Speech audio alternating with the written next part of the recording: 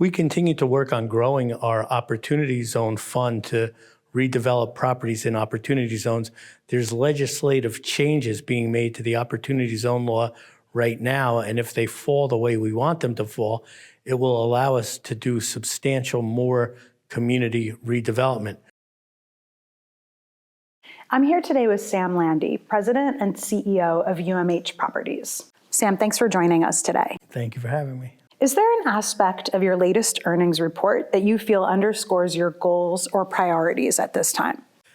I think the earnings report highlights that we're meeting our business plan. A few years ago, we had the problem that due to COVID, the factories weren't producing homes. But now we're back on target, and the target is 5% rent increases plus add 800 rental units.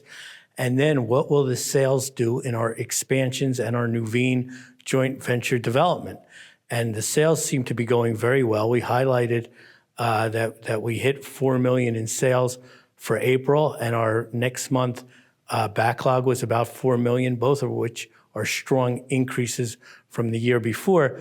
So we see customer acceptance of our product, and probably the biggest deal is our associates become more and more familiar with selling houses and become better and better at it.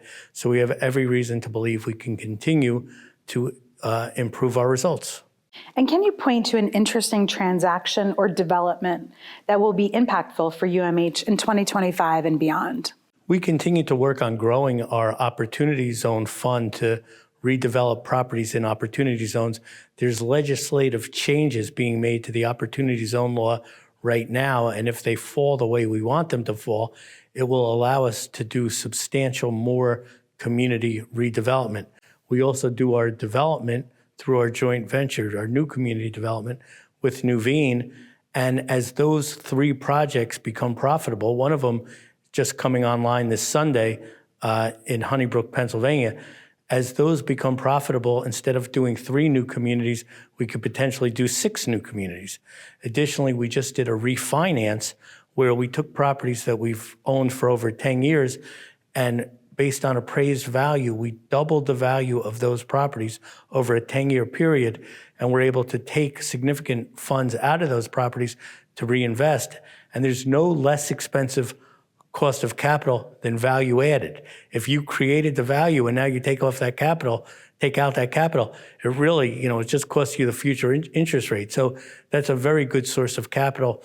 And so those are all the developments that I think will have a permanent impact.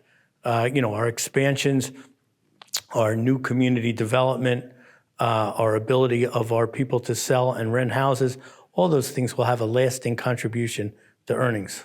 And are you seeing any geographic shifts in demand or investment focus within your asset class?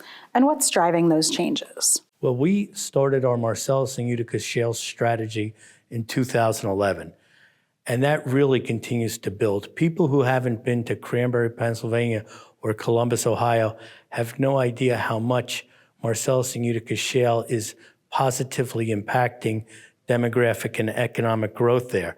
You have the Shell cracker plant, which upwards of $8 billion was invested in. It's just coming online.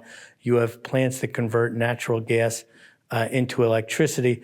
And in Homer City, Pennsylvania, right now, they're going to turn natural gas into enough electricity to power all of Manhattan, which is going to result in huge data centers being there. And we have 4 communities surrounding it.